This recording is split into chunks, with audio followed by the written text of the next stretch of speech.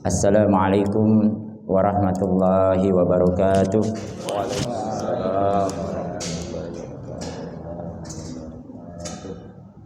Alhamdulillahirrabbilalamin. Wassalatu wassalamu ala rasulillah wa ala alihi wa sahbihi ajma'in wa mawala.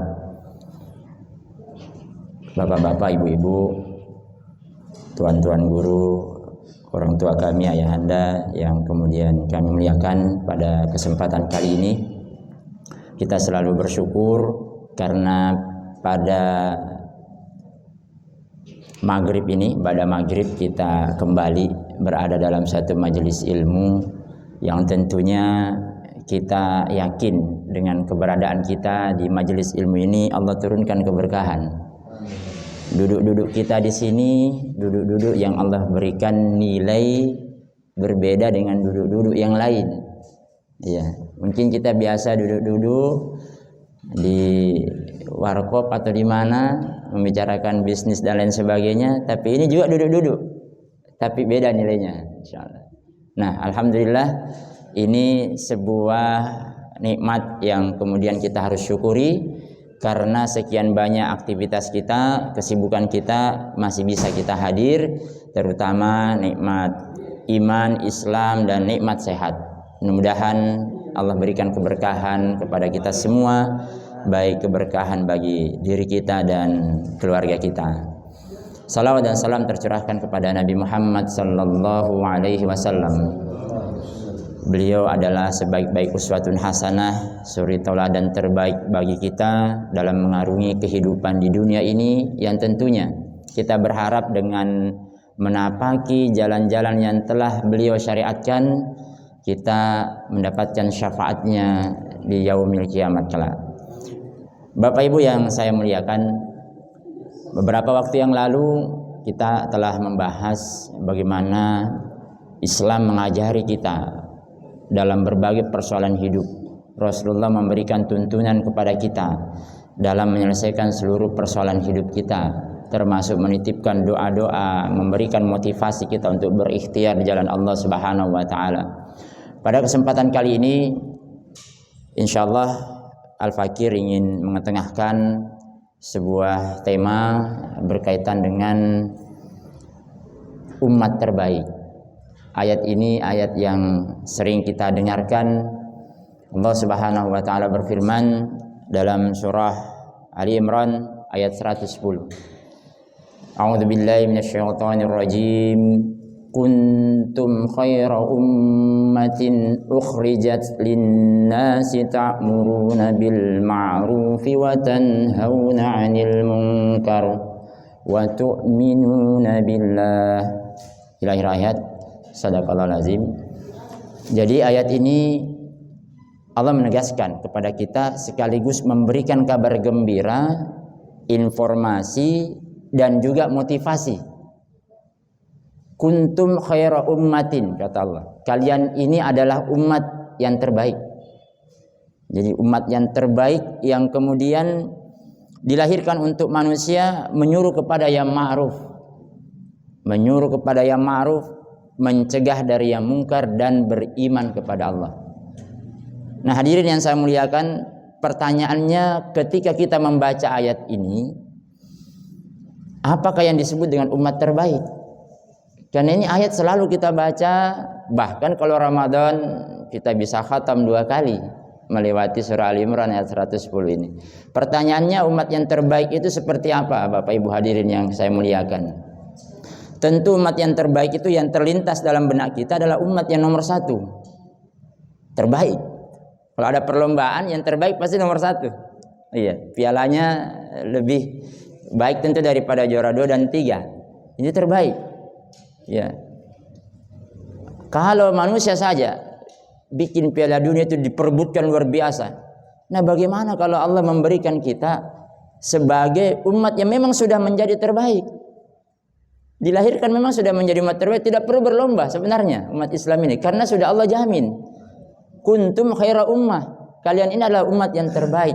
Jadi umat yang terbaik itu umat yang nomor 1. Umat apa lagi? Ya. Umat yang terunggul. Ya, kira-kira seperti itu. Umat yang kemudian terhebatlah. Umat yang menjadi teladan. panutan, kemudian mengayomi, melindungi, itu kan terbaik semua. Artinya apa? Umat ini adalah umat yang menjadi rahmatan lil alamin. Wa ma arsalnaka illa rahmatan lil alamin. Wa ma arsalnaka illa kafatan linnas. Ini dua garansi Allah kepada baginda Rasulullah Muhammad SAW, bahwa Nabi kita ini diutus sebagai rahmat bagi seluruh alam, sebagai rahmat untuk seluruh manusia, bukan hanya kaum muslimin, termasuk orang-orang yang belum beriman, itu menjadi rahmat. Apalagi kafatan linnas, untuk seluruh manusia. Nah, hadirin yang kami muliakan, ini semakin membuat kita yakin bahwa betul ini umat Islam adalah umat yang terbaik karena nabinya saja diutus untuk seluruh manusia. Hadirin yang kami muliakan, timbul pertanyaan, benarkah umat Islam sekarang ini menjadi umat terbaik di dunia? Nah, ini hadirin yang kami muliakan, jadi kalau kita mau menjawab, ya tidak susah. Lihat saja kondisi kita saat ini. Bagaimana kondisi umat Islam dari Maroko sampai Merauke. Ya. Jadi kalau kita mau lihat kondisi umat Islam saat ini, lihat saja kondisinya dari Maroko sampai Merauke. Kemarin kita dapat informasi kan bagaimana saudara-saudara muslim kita dari Maroko itu, yang kemudian harus menjemput maut di lautan karena mau menyeberang ke Spanyol. Bayangkan ini lautan, bukan kolam susu. Ya, kalau kolam susu bisa mandi. Ini lautan. Ada apa? Karena pasti ada harapan bahwa di sana ada kebaikan. Nah, ini. Apalagi hadirin yang kami muliakan, kondisi umat Islam saat ini. Saudara-saudara kita di Gaza, Palestina, korban terakhir tercatat lebih daripada 74.000 yang meninggal. 173.000 yang luka-luka. 80% lebih bangunan di sana sudah habis. Bapak Ibu yang kami muliakan, hadirin yang sangat berbahagia, belum lagi sederetan persoalan yang menimpa umat ini. LGBT di negeri ini hampir-hampir saja tidak terbendung. Bayangkan kalau ada seorang yang diberikan amanah untuk mengurusi umat, Nabi bilang bahwa ini LGBT sebenarnya kita belum siap menerima. Nauzubillah min zalik. Bagaimana ceritanya? Bukan tidak mau menerima, memang tidak bisa diterima. Ini luar biasanya. Dan negeri kita mayoritas muslim. Beberapa pekan yang lalu kalau tidak salah di Tangerang ada lagi pesta LGBT. 9 orang ditangkap, 1 yang ditahan, selebihnya dilepaskan.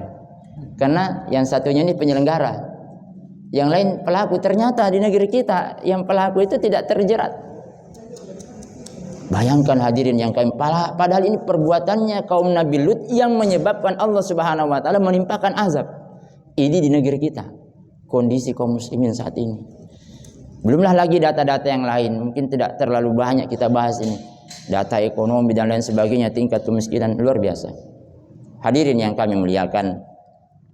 Nah, hal ini bukti bahwa saat ini kaum muslimin seperti apa yang disampaikan Rasulullah, bahwa kalian itu akan tiba masa nanti seperti makanan yang berada di atas meja makan yang diperebutkan. Sehingga sahabat bertanya, apakah jumlah kita pada saat itu sedikit wahai Rasulullah? Bal antum katsir, tidak, tapi kalian jumlahnya banyak, tapi bagaikan buih di lautan. Inilah hadirin yang kami muliakan. Jadi timbul lagi pertanyaan yang ketiga. Mengapa menurut Allah Subhanahu wa taala dalam Quran surah Ali Imran ayat 110 ini kita umat yang terbaik, sementara kondisinya rasa-rasanya tidak begitu? Berarti ada yang salah ini. Ya. Nah, pertanyaan yang salah mana Bapak Ibu? Al-Qur'annya atau umatnya? Yang salah yang mana? Al-Quran atau yang umatnya? Iya, umatnya. Bukan Al-Qurannya. Maha benar Allah atas segala firman-Nya. Ketika Allah kemudian menjelaskan bahwa kalian itu adalah umat yang terbaik, ketika itu tidak terwujud berarti ada yang salah, perlu diperbaiki. Nah, inilah luar biasanya Islam. Salah satu mukjizat terbesar Rasulullah SAW adalah Al-Quran. Sepanjang zaman kita menjadi tuntunan hidup. Bukan hanya tontonan, tapi tuntunan hidup. Nah, sekarang kan bergeser. Kadang Al-Quran jadi tontonan saja. Gitu. Jadi lihat-lihat saja. Perlombaan tahfiz dan lain sebagainya. Nah, ini hadirin yang kami muliakan. Jadi Al-Quran adalah tuntunan. Nah, berarti tentu saja kalau melihat ayat ini adalah umat Islam yang salah. Pertanyaan yang keempat muncul, hadirin yang saya muliakan, apa yang tidak beres dari umat ini? Kalau ada yang salah, apanya salah? Kalau mobil mogok, sementara ini mobil bagus ini baru dibeli, kenapa bisa mogok? Nah, ini ada yang salah pasti ini. Nah, hadirin yang kami muliakan, bahwa jawabannya ada di lanjutan tadi. Kuntum khaira ummatin ukhrijat linnas ta'muruna bil ma'rufi wa tanhauna 'anil munkar wa tu'minuna billah. Nah, inilah bahwa jawabannya ada. Jadi menjadi umat terbaik itu kalau mengerjakan amal ma'ruf nahi munkar. Amar ma'ruf nahi munkar. Memerintahkan yang benar dan mencegah kemungkaran dan beriman kepada Allah. Pertanyaannya yang kelima adalah, apakah umat Islam saat ini meninggalkan amar ma'ruf nahi munkar? Kurang. Iya. Sehingga keadaannya seperti sekarang ini. Jawabannya survei membuktikan, Bapak Ibu, umat Islam ini sama sekali tidak meninggalkan dakwah amar ma'ruf nahi munkar. Sama sekali tidak. Justru yang terjadi sebaliknya. Iya, bahwa dakwah itu di mana-mana, Ustaz. Setiap bulan ada pengajian majelis taklim ibu-ibu di masjid biasanya. Ya. Setiap pekan ada pengajian. Bahkan setiap hari ada pengajian. Nah, pertanyaannya sekarang, kenapa bisa? Nah, hadirin yang kami muliakan, ada khutbah dan lain sebagainya. Maka memunculkan pertanyaan yang keenam. Pertanyaan yang keenam adalah, mengapa umat Islam yang sudah menjalankan dakwah ini hampir tiap hari, bahkan tiap hari dakwah dijalankan masih terpuruk seperti ini? Kan ayatnya amar ma'ruf nahi munkar, dan itulah dakwah sebenarnya. Tapi mengapa bisa? Hadirin yang kami muliakan, apakah resepnya Al-Quran ini tidak manjur? Nah, sudah mikir berdakwah ini kemana-mana.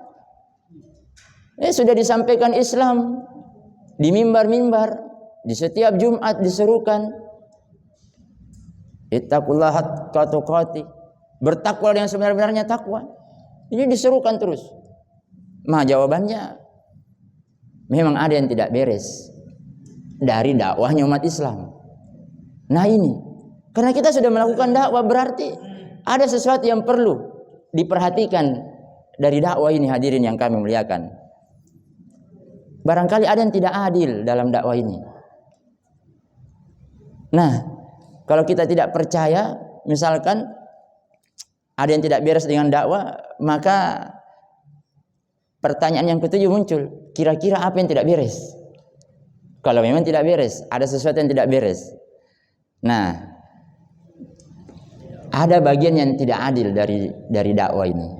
Sebagai contoh sederhana, Bapak Ibu, tuan-tuan guru yang saya muliakan, ketika bulan Ramadan, setiap dakwah hampir tiap malam itu diserukan Quran surah Al-Baqarah ayat 183. Ini kan luar biasa. Sudah dihafal di luar kepala bahkan anak-anak kita yang kecil. Ya ayyuhalladzina amanu kutiba alaikumusiyam kama kutiba alal ladzina min qablikum la'allakum tattaqun. Berpuasa diwajibkan. Ujungnya apa? Untuk bertakwa, untuk menjadi orang yang terbaik, umat yang terbaik. Hadirin yang kami muliakan, pertanyaan yang ke-8. Apakah di antara dai kita pada bulan Ramadan ini ada yang pernah membahas ayat ini tapi mundur 5 langkah ke belakang? Nah, ini dakwah. Adakah misalkan atau banyakkah ataukah seringkah kita dengarkan guru-guru kita, dai-dai kita membaca ayat seperti ini, tapi 5 langkah mundur, 5 ayat mundur ke belakang. Artinya ayat 178. Ya, surah Al-Baqarah. Bunyi surahnya surahnya sama, bunyi awal ayatnya juga sama. Dalam Quran surah Al-Baqarah 178 Allah berfirman, ya ayyuhalladzina amanu kutiba alaikumul qisas fil qatl. Wahai orang-orang yang beriman, diwajibkan atas kalian hukum qisas atas kasus pembunuhan. Nah ini pertanyaannya sekarang, apakah ayat ini dihafalkan sebagaimana ayat Al-Baqarah 183 tadi? Sama awal ayatnya. Hadirin yang kami muliakan, pertanyaan ke-9, mengapa ayat ini tidak pernah ada yang membahas atau kurang favorit dibahas? Apa salahnya ayat ini? Apakah hukum yang dikandung dalam ayat ini sudah tidak berlaku lagi? Yang berlaku hanya hukum puasa. Ya ayyuhalladzina amanu kutiba alaikumusiyam berlaku dan wajib bagi setiap muslim. Tapi mengapa terhadap ayat ya ayyuhalladzina amanu kutiba alaikumul qisas sangat jarang untuk didengarkan umat? Hadirin yang kami muliakan, padahal perintah qisas ini juga berujung ketakwaan. Dalam ayat 179 Allah tegaskan walakum fil qisas hayatun ya ulil la'allakum tattaqun. Sesungguhnya dalam hukum qisas itu ada kehidupan. Ujungnya la'allakum tattaqun. Mudah-mudahan kamu menjadi orang yang bertakwa. Nah, hadirin yang kami muliakan, sama konsepnya. Takwa juga. Tapi ada yang tidak adil dari dakwah ini. Ada yang kemudian menyentuh aspek hukum yang satu tapi melupakan hukum yang lain. Inilah barangkali salah satu penyebab ada yang tidak adil dari penyampaian kita terhadap ayat-ayat Al-Quran. Nah, pertanyaan berikutnya, bolehkah umat Islam ini memilih-milih ayat? Ini mau saja yang saya sering sampaikan deh. Kalau saya sampaikan yang ini, kayaknya tidak populer nanti. Kurang penggemarnya. Tidak bisa orang tertawa. Nah ini hadirin yang kami muliakan. Nah, bolehkah kita hanya mengamalkan satu ayat saja? Nah jawabannya menarik dalam surah Al-Baqarah ayat 159. Di sini Al-Fakir bacakan, a'udzubillahi minasyaitonirrajim. Innal ladzina yaktumuna ma anzalna minal bayyinati wal huda min ba'di ma bayyanahu lin-nasi fil kitab ulaika yal'anahumullahu wa yal'anahumul la'inun. Allah berfirman, sesungguhnya orang-orang yang menyembunyikan apa yang telah kami turunkan berupa keterangan-keterangan dari petunjuk dan petunjuk setelah kami jelaskan kepada mereka, kepada manusia dalam kitab Al-Quran, mereka itulah yang dilaknat Allah dan dilaknat pula oleh mereka yang melaknat. Luar biasa ini. Siapa yang menyembunyikan itu dilaknat oleh Allah dan dilaknat pula bagi siapapun yang bisa melaknat. Kemudian Allah tegaskan lagi dalam surah Al-Baqarah berikutnya ayat 85. Afatu'minuna bi ba'dil kitabi wa takfuruna bi ba'd fama jazaa'u man yaf'alu dzalika minkum. Jadi Allah berfirman, apakah kamu beriman kepada sebagian kitab dan ingkar kepada sebagian yang lain? Tiadalah balasan bagi orang-orang yang melakukan demikian kecuali kemudian pada hari kiamat akan mendapatkan azab yang sangat pedih. Wa yaumal qiyamati yuradduna ila asyaddil azab. Jadi azab yang sangat pedih. Hadirin yang kami muliakan. Belum lagi kalau kita baca dalam surah Toha. Di situ Allah berfirman dalam 124. Wa man a'rada an dzikri fa inna lahu ma'isyatan danka wa nahsuru yaumal qiyamati a'ma. Barang siapa yang berpaling dari peringatanku, berpaling dari ayat Allah. Sementara para ulama menjelaskan bahwa kedudukan satu ayat sama dengan kedudukan ayat yang lain. Ketika satu ayat itu memerintahkan suatu kewajiban, maka yang lain pula wajib kita laksanakan. Wa man arada an dzikri fa inna lahu ma'isyatan danqa wa nahsuru yaumal qiyamati am.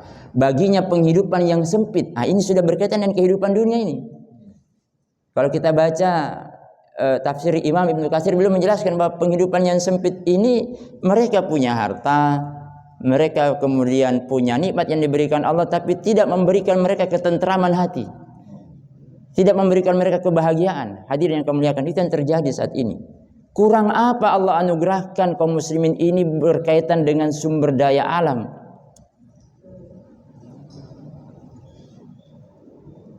Allah berfirman dalam surah Al-Mulk ayat 15.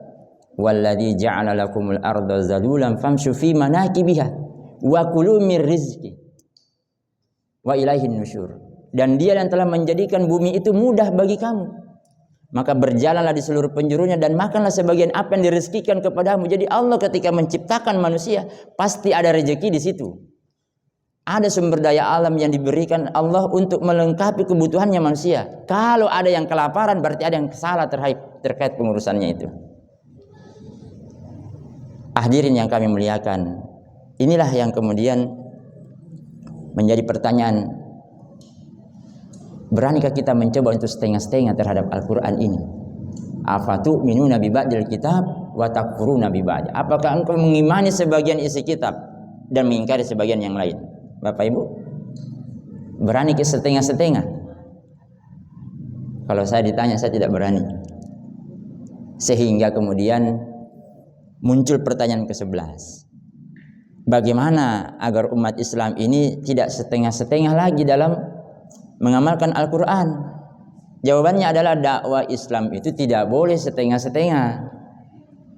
Tidak boleh kemudian memilah dan memilih mana ayat yang disenangi oleh umat didengarkan sebagaimana request lagu. Ya, umat itu kan ya kalau kita lihat pesta dia pilih lagu yang dia senangi. Al-Quran itu bukan lagu yang bebas dipilih sesuai dengan keinginan kita. Ustaz, ilmu dulu dibahas nih. Ya kalau itu dibahas nanti kurang populer ya kira-kira. Jadi ini harus disampaikan hadirin yang kami muliakan. Tidak boleh lagi dibedakan mana ayat ibadah, mana ayat politik, mana ayat berkaitan dengan ekonomi, dan mana kemudian ayat yang berkaitan dengan makanan, pakaian dan lain sebagainya. Ini harus disampaikan semua, sehingga luar biasa di masjid kita ini ada kurikulum. Iya, ada kurikulum, sehingga kemudian umat ini naik taraf berfikirnya. Tinggal bagaimana mengemas penyampaian itu. Nabi menyampaikan bahwa sampaikanlah dakwah itu sesuai dengan orang yang mendengarkannya. Sehingga ada kurikulum, di tempat ini jangan dulu bahas terkait dengan hukum, tapi bahas dulu terkait penguatan akidah. Kita dakwah di tempat narkoba, jangan dulu disuruh katakan narkoba itu halal, tapi disentuh dulu akidahnya bahwa dia yakin bahwa apa yang dilakukannya itu salah. Setelah dia sadar baru disampaikan bahwa kita harus terikat dengan seluruh syariat Islam. Jadi ada tahapan-tahapan dakwah itu, tapi bukan berarti ketika kemudian dakwah itu sudah sampai pada persoalan ibadah cukupnya itu, jangan yang lain. Nah, ini yang menjadi persoalan saat ini. Sehingga dari tahun ke tahun taraf berpikir umat itu saja. Dari tahun ke tahun. Hadirin yang kami muliakan, inilah yang kemudian menjadi persoalan di tengah-tengah kita. Padahal luar biasa janji Allah ketika kita melaksanakan tugas amar ma'ruf nahi munkar ini secara totalitas. Apa yang Allah janjikan? An-Nur ayat 55. Wa'adallahu alladhina amanu minkum wa 'amilus shalihat la yastakhlifannahum fil ard kama stakhlafal ladzina min qablihim wa la yumakkinanna lahum dinahumul ladzi irtada lahum wa la yubaddilannahum min ba'di khaufihim amna ya'budunani la yusrikuna bi syai'a wa man kafara ba'da dzalika fa ulaika humul fasiqun. Allah benar-benar telah berjanji bagi siapa orang yang beriman dan beramal soleh. Apa janjinya? La yastakhlifannahum fil ard, akan menjadikan kalian umat yang kembali berkuasa, menjadi umat yang terbaik, umat yang nomor satu, umat yang kemudian menjadi pemimpin. Hadirin kami, kama stakhlafal ladzina min qablihim wala yubaddilannahum min ba'di khaufihim amna, dan akan menukar keadaan takut, gelisah, cemas dan lain dengan aman, sentosa. Kalau apa? Kalau kemudian dakwah ini dijalankan dengan sebaik-baiknya, dengan totalitas. Hadirin yang kami muliakan, inilah kemudian sebagai penutup, ketika dakwah ini disampaikan secara totalitas kepada umat, Allah pun memberikan janji yang luar biasa. Dalam surah Al-A'raf ayat 96, Allah berfirman, walau anna ahlal qura amanu wattaqau la fatahna alaihim barakatim minas sama'i wal ard walakin kadzabu fa aghaznahum bima kanu yaksibun. Sekiranya penduduk itu beriman dan bertakwa kepada Allah, maka akan dibukakan pintu-pintu keberkahan dari langit dan bumi. Tapi mereka mendustakan, termasuk memilah-milah ayat tadi. Fa aghaznahum bima kanu yaksibun, maka bagi mereka itu azab. Hadirin yang kami muliakan, Maha benar Allah dengan segala firman-Nya. Semoga dengan nasihat yang kemudian Al-Fakir sampaikan kepada pribadi sendiri tentunya, agar kemudian betul-betul dalam dakwah ini kita menyampaikan apa yang seharusnya difahami oleh umat, sehingga menjadi umat yang terbaik. Ini adalah jaminan yang bisa diwujudkan ke depannya. Luar biasa dakwah bil hal, dakwah bil lisan, ini luar biasa dilakukan. Tinggal bagaimana mensinergikan dakwah ini sehingga umat mendapatkan pemahaman yang utuh. Demikian apa yang bisa Al-Fakir sampaikan, mudah-mudahan ada manfaatnya. Semoga Allah Subhanahu wa taala senantiasa memberikan kemenangan kepada siapa saja yang memperjuangkan agamanya, dan memberikan kesempatan kepada siapa saja yang mau memperjuangkan agamanya. Dan tentu kita berharap kita menjadi bagian dari orang-orang yang memperjuangkan agamanya. Hadanallahu wa iyyakum. Demikian, mohon maaf atas segala kekurangan. Apa yang benar datangnya dari Allah Subhanahu wa taala, apa yang keliru datangnya dari Al-Fakir pribadi. Semoga kita diberikan barakah untuk senantiasa istiqomah di dalam Islam ini. Demikian, terima kasih atas segala kekurangan, mohon maaf atas segala kekurangan, dan terima kasih atas perhatiannya. Assalamualaikum warahmatullahi wabarakatuh.